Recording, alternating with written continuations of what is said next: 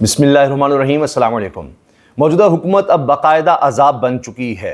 1 जुलाई को ही इन्होंने जो जुल्म ढा दिया है इस कौम के साथ, आप अंदाज़ा लगाइए कि किस तरह से पहले गैस की कीमतें बढ़ाई, अब पेट्रोल की कीमतें बढ़ा दी हैं और फिर साथ ही बिजली की कीमतें बढ़ाने की भी खबर आ गई। एक के बाद एक जुल्म ये हुकूमत कर रही है। वैसे तो 3 साल हो गए हैं मौजूदा निज़ाम को मुसल्लत हुए, कोई एक दिन भी अवाम के लिए सुख के सांस का दिन नहीं था, लेकिन जो अजाब अब आ रहा है लग रहा है कि ये सब पर भारी है। पिछले 3 साल पर यह अजाब भारी है जो पेट्रोल, बिजली, गैस की शक्ल में ढाया जा रहा है।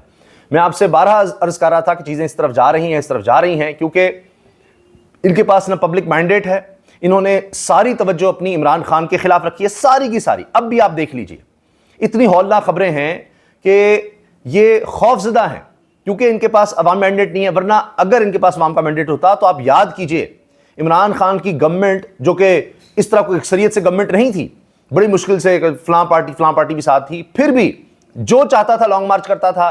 फजलुर रहमान साहब धरना देना चाहते थे, धरना देते थे। ये लोग महंगाई के खिलाफ मार्च करते थे। 1 रुपया पेट्रोल महंगा हुआ इमरान खान के दौर में तो इतनी बड़ी कैंपेन चल गई कि ये जुल्म है 1 रुपये। आज 8-8 रुपये, 11-11 रुपये एक ही दिन में महंगा किया जा रहा है। एक महीने में 17-17 रुपये कीमतें बढ़ाई जा रही हैं। 100 रुपये टैक्स लिया जा रहा है फी लीटर, 100 रुपये टैक्स। आज इनको याद नहीं आ रहा, 1 रुपया बढ़ने पर नवाज शरीफ साहब जी मीटिंग छोड़कर चले गए हैं जी। अब आप ये देखिए, 100 रुपया तो टैक्स लिया जा रहा है। ये हाल है इनका। और इमरान खान के दौर में मैं जो अर्ज कर रहा हूं कि जब आपका पब्लिक मैंडेट होता है, आप में कॉन्फिडेंस होता है कि अच्छा एहतजाज हो रहा है, लोग मेरे साथ हैं, जितने हैं लोगों को करने दे, देखा जाएगा। जिस तरह इमरान खान को जब निकाला तो आप देखिए, रात को ही एहतजाज शुरू हो गया था, लोग निकल आए थे। पाकिस्तान की तारीख में नहीं हुआ। इनको ये खौफ है कि लोग इनसे नफरत करते हैं, ये लोगों में जा नहीं सकते, इसलिए इनको सिर्फ खौफ यह है कि इमरान खान को काबू रखना है। बाकी अवाम भेड़ बकरियां हैं, इनको हम जितना मर्जी मारें, जो मर्जी इनके साथ सलूक करें, कोई फर्क नहीं पड़ेगा। इनको मार मार के हमने जिस तरह 9 मई में अंदर किया और उसमें 6 लोगों की डेथ हो चुकी है, 6 लोग दुनिया से चले गए हैं, उनकी हलाकत हो चुकी है, वो जाँ बाक हो चुके हैं बीमार होकर। लेकिन आप देखिए, कोई फर्क नहीं पड़ता। एजाज चौधरी बीमार हैं, डॉक्टर यास्मीन राशिद साहबा बीमार हैं, मियाँ अब्दुल रशीद, लेकिन इनके लिए स्ट्रेचर्स आ जाती थी, इनको हॉस्पिटल में दाखिल कर दिया जाता था। मियाँ शामुद कुरैशी हों, जितने लोग हों, फौरन हॉस्पिटल से इनको ले जाते हैं, बस जी तबीयत स्टेबल हो गई, ले जाओ इनको। तो ये क्या आप देख रहे हैं कि एक ज़हनी कैफियत है कि लोग हमारे साथ हैं नहीं, और इमरान खान वाहिद बंदा है जो लोगों को निकाल सकता है, उसको दबा के रखो, बस सारी तवज्जो उस पर रखी हुई है। और ये फिर अब अजाब बन चुके हैं लोगों पर, अवाम पर, मुल्क पर। अब इस पर शेख वकास अकरम ने प्रेस कॉन्फ्रेंस की है और कहा है जी, पंजाब खुसूसन लाहौर की जेलों में 9 मई वाक़यात के तहत सजाएं काटने वाले जो 10 माह या 1 साल से कैद हैं, इनमें अमवात होना शुरू हुई हैं। Camp jail Kot Lakhpat jail में सजा काटने वाले 6 अफराद मुख्तलिफ बीमारियों का शिकार होकर फौत हो चुके हैं। लेकिन कोई इस पर नहीं लेगा क्योंकि ये कोई आम इंसान ही नहीं है, ये कीड़े मकोड़े हैं। और ख़ासतौर पर तहरीक इंसाफ से इनका ताल्लुक है तो इनको तो छोड़ना ही नहीं चाहिए, इनको तो वैसे ही फांसी लगा देनी चाहिए और ये तो समझेंगे अच्छा हुआ वैसे ही मर गए। इसके अलावा शेख वकास ने कहा है जी, फजलुर रहमान साहब की ज़रूरत लंबे अरसे से किसी को भी नहीं है। मौलाना फजलुर रहमान खुद पीछे पीछे भागते हैं। हमने मौलाना को इज़्ज़त कमाने का मौका दिया था, लेकिन इन्होंने अपोजिशन इत्तेहाद को भी ज्वाइन नहीं किया। मौलाना की कोई अहमियत नहीं रही। अब ये तो शेख वकास साहब कह रहे हैं कि मौलाना की अहमियत नहीं, लेकिन मौलाना के प्लान्स दूसरे हैं। क्योंकि मैं देख रहा था कि हाफिज़ अब्दुल्ला साहब ने अभी एक प्रोग्राम में कहा कि जी जो मखसूस नशिस्तें हमें मिल रही हैं ये बिल्कुल मिलनी चाहिए, यानी आइन की खिलाफ वर्जी हो रही है, उस पर मौलाना तकरीरें करेंगे, आइन पामाल हो गया, ये हो गया, वो हो गया। तो अब उसी आइन की पामाली के ज़रिए जो सीटें मिल रही हैं वो जनाब हलाल हो गई हैं। और कहते हैं कि अभी तो कब्ल वक्त है तब्दीली खैबर पख्तूनख्वा में हुकूमत की, जब वक्त आएगा तो देखेंगे। तो ख्वाहिश पनप रही है। तो ये जो मौलाना साहब की हमेशा, चाहे परवेज़ मुशर्रफ का दौर हो, चाहे नून लीग का हो, चाहे पीपल्स पार्टी का हो, हर दौर में जो वो अपनी डील बनाते हैं वो एक उनकी तारीख है। जो ही उनको कोई बेहतर डील मिल गई, अब लड़ाई हो सकती है वज़ारत आला पर, नून लीग कही जी हम या पीपल्स पार्टी की हम रखते हैं, तो मौलाना साहब कहेंगे हमें वज़ारत आला दे दें, हमें ज़्यादा मिनिस्ट्रियाँ दे दें, उस पर अलग बात है। लेकिन अगर ऐसी अच्छी डील ऑफर हो गई तो मौलाना साहब कहीं नहीं जाते फिर। तो ये उनके प्लान्स अभी से पकड़े गए हैं मौलाना फजलुर रहमान साहब के। तो तहरीक इंसाफ तो उनको उस तरह लिफ्ट नहीं करा रही, क्योंकि जिस तरह की सोच इमरान खान की है वो शायद कहें कि अच्छा जाती हुकूमत जाए। पहले क्या हो रहा है हमारे साथ, जितना जुल्म ज़्यादती जबर हो रहा है, इतना बर्दाश्त किया है, इससे ज़्यादा क्या कर लेंगे। हुकूमतें तो पहले हम खुद छोड़ चुके, खैबर पख्तूनख्वा पंजाब की हुकूमत खुद छोड़ी थी। तो इस तरह का मैंडेट हमें चाहिए नहीं, हाय खौफजदा ये हो जाएगा वो हो जाएगा। ठीक है, वो कॉर्नर टाइगर्स की तरह के, और रास्ता ही कुछ नहीं बचा सिवाय मज़ामत के। तो ये खैबर पख्तूनख्वा की उम्मत है, वो भी छीननी है गैर आइनी काम करके, तो छीन लें, देख लें फिर उसमें क्या होता है, हालात किस तरफ जाते हैं, कितनी बेहतरी आती है। बाकी सूबों में आप देख लीजिए बहुत अच्छे हालात हैं, सिंध में, पंजाब में, बलूचिस्तान में। सिंध में तो सिर्फ यही पीपल्स पार्टी के 17 साल बदतरीन है, तालीम ही ठीक नहीं हो सकी, तालीम की सूरत हाल बदतर होगी, बाकी तो आप छोड़ दीजिए।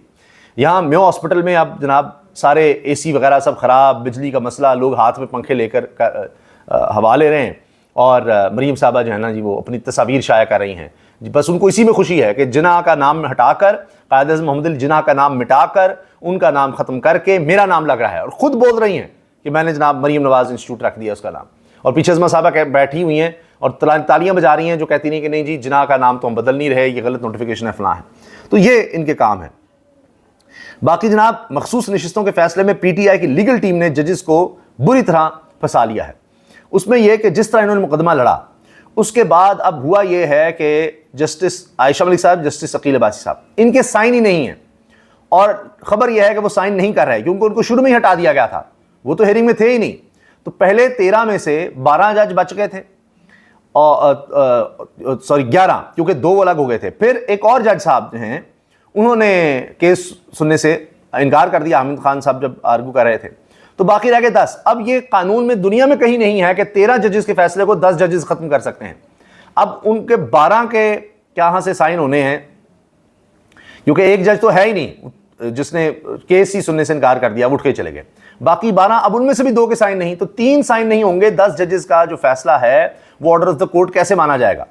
ऑर्डर ऑफ द कोर्ट वो होता है जिसपे तमाम जजेस के साइन हों, और फिर वो आप दिखाते हैं कि ये अदालत का फैसला है, उसी पर अमल दरामद का हुक्म होता है। ये खुद पहले ये कह चुके हैं, और पहले तो ये इंट्रा कोर्ट अपील में चले जाते थे, उस ऑर्डर ऑफ कोर्ट पर अमल दरामद भी नहीं करते थे। तो अब तहरीक इंसाफ ने बार बार दरखास्तें शुरू कर दी हैं, रजिस्ट्रार से भी दरखास्त की कि हमें ऑर्डर ऑफ द कोर्ट दिया जाए, लेकिन वो जजेस साइन ही नहीं कर रहे। वो कहते हैं हमने जब केस सुना ही नहीं, साइन कहां से करें? तो वो अदालत का वो फैसला ही नहीं मान रहे, फैसला आ गया लेकिन काबिल अमल फैसला वो है जिसपे जजेस के दस्तखत हो। अब इनको एक और गैर आईनी काम करना पड़ेगा। पहले ये कि रिव्यू वही जजेस सुनते हैं, वो नहीं हुआ। फिर ये कि उतने जजेस सुनते हैं, वो नहीं हुआ। अब उन जजेस के साइन ही नहीं होंगे, तो ये एक नया मसला है। तो बड़ी बुरे तरीके से आप ये फंस चुके हैं। और ये भी हो सकता है अगर थोड़ी सी भी कहीं पाकिस्तान में थोड़ा सा भी कोई 1% भी कानून बाकी रह गया है, तो ये सारा कुछ नए सिरे से करना पड़ेगा, क्योंकि उस वक्त जल्दी थी फैसले की। तो अगर आयशा मलिक साहब, अकील अब्बासी साहब को हटा दिया गया, तो उसके बाद होना ही चाहिए था नया बेंच बनता। वो नया बेंच बनाया ही नहीं, जल्दी जल्दी में कि ठीक है इनको छोड़ो, बस जो बना हुआ है इसी पे फैसला देना प्रेशर था। तो उस चक्कर में आप फंस गए हैं बुरे तरीके से। और ये अब कर तो कुछ भी सकते हैं, मगर इससे बहुत बड़ा लीगल वैक्यूम आ जाएगा, बहुत बड़ा मसला बन जाएगा। जिस तरह पहले बने में एक और मसला खड़ा हो जाएगा कि ये तो क्या हो गया, ये फैसला रिवर्स होना ही होना है, ये है ही नहीं, कानून आईन के मुताबिक ही नहीं है, और जजेस के दस्तखत ही नहीं है, तो फैसला कहां से हुआ? तो बड़े बुरे तरीके से फंस गए हैं। और जब तक तमाम जजेस के दस्तखत नहीं होंगे, फैसला ऑर्डर ऑफ द कोर्ट तस्लीम ही नहीं होता, तो ये अब ना आगे के रहे ना पीछे के रहे। और एक और इनको गैर आईनी इस तरह का काम करना पड़ेगा, और पूरी दुनिया में मजीद पता लगेगा कि यहाँ कोई अदालती निज़ाम है ही नहीं असल में, बस ऐसे ही कहीं से फैसले आ जाते हैं और उन पर अमल दरामद खुद से कर दिया जाता है, कहीं से भी फैसले करवा लो। इनके अपने PDM के दौर के एडवोकेट जनरल इस्लामाबाद वो कह रहे हैं कि ये अब आइन कानून नहीं, एग्जीक्यूटिव की पावर है, वो जिस तरह का मर्जी फैसला दे, जो मर्जी फैसला आ जाए उस पर अमल करे ना करे, उसकी मर्जी है। अब इसी वजह से अब आप देखिए क्या हो रहा है कि अब वुकला निकल रहे हैं और उन्होंने ऐलान कर दिया है 26वीं तरमीम आइन पर वार है, मखसूस नशिस्तों का फैसला अदलिया की तौहीन और गैर मौसर करार दिया गया। All Pakistan lawyers action committee ने वुकला मज़ामती तहरीक का ऐलान कर दिया। ऑल पाकिस्तान वुकला एक्शन कमेटी है जी, वो मैदान में आ गई है और सब ने मिलकर कहा है कि अब हम मज़ामत की तरफ जा रहे हैं। अभी 3 तरह से आप ये देखिए कि अवाम पर जो बोझ डाला गया है। एक तो ये है कि पेट्रोल पर अवाम से टैक्सेस मार्जिन की मद में 101 रुपये 49 पैसे फी लीटर और डीजल पर 95 रुपये 74 पैसे वसूल किए जा रहे हैं। गैस के फिक्स चार्जेस पहले 50% बढ़ाए, फिर अगले दिन पेट्रोल की कीमतों में इजाफा किया, फिर उससे अगले दिन बिजली के बिलों में नए फिक्स चार्जेस शामिल कर दिए। कोई दिन ऐसा नहीं है जिस दिन ये अवाम पर अजाब बनकर नाजिल नहीं हो रहे। पेट्रोल की कीमत में 10 रुपये 39 पैसे इजाफा हुआ है जी अभी। और अच्छा, इससे फिर आप ये देखें, ये डीजल और पेट्रोल जिस तरह से बढ़ाया है उसमें इजाफे के बाद ये देखिए, डीजल 10 रुपये फी लीटर, नई कीमत 272.98 यानी तकरीबन 273 रुपये हो गई। पेट्रोल 8 रुपये 36 पैसे महंगा किया, नई कीमत 266 रुपये 79 पैसे, यानी तकरीबन 267 रुपये 267 ये हो गई जी कीमत। और 17 रुपये सिर्फ एक महीने में, 17 रुपये डीजल की कीमत में इजाफा हो गया है, सिर्फ और सिर्फ डीजल में। तो इससे सोचिए कि ये क्या हालात बनते चले जा रहे हैं, क्या सूरत हाल बन रही है। और जो मैं आपसे अर्ज़ कर रहा हूँ कि गैस, बिजली, पेट्रोल हर तरफ से अवाम को घेरा जा रहा है कि इनको इतना मजबूर और इतना कमज़ोर इनको कर दो कि ये उठ ही ना सकें। ये कोई बात नहीं, ये भूख से इतने कमज़ोर हो जाएं कि ये किसी एहतजाज का निकलने का सोचे ही ना, ये कोई बात ही ना करें।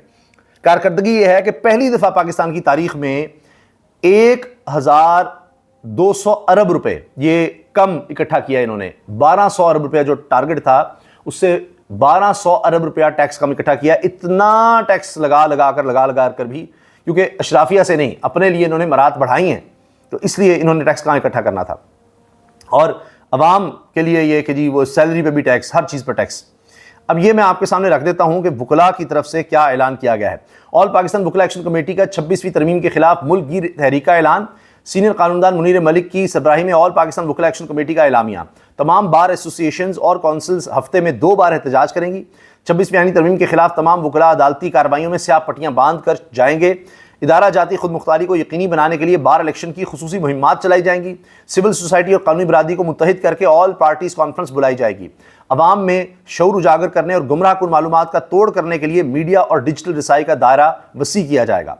ऑल पाकिस्तान वुकला एक्शन कमेटी का बाज़ाब्ता इजलास 11 जुलाई दिन 2 बजे इस्लामाबाद में होगा। नहीं जी, अब आगे का लाहेमल भी बता रहे हैं और चीज़ें इस तरह से वो कह रहे हैं जी हम आगे बढ़ाएंगे।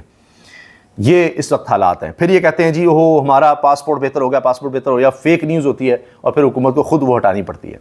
ये इनकी कारकर्दगी है। ये है हुकूमत जो अजाब बन चुकी है इस अवाम के लिए। अल्लाह हाफ़िज़।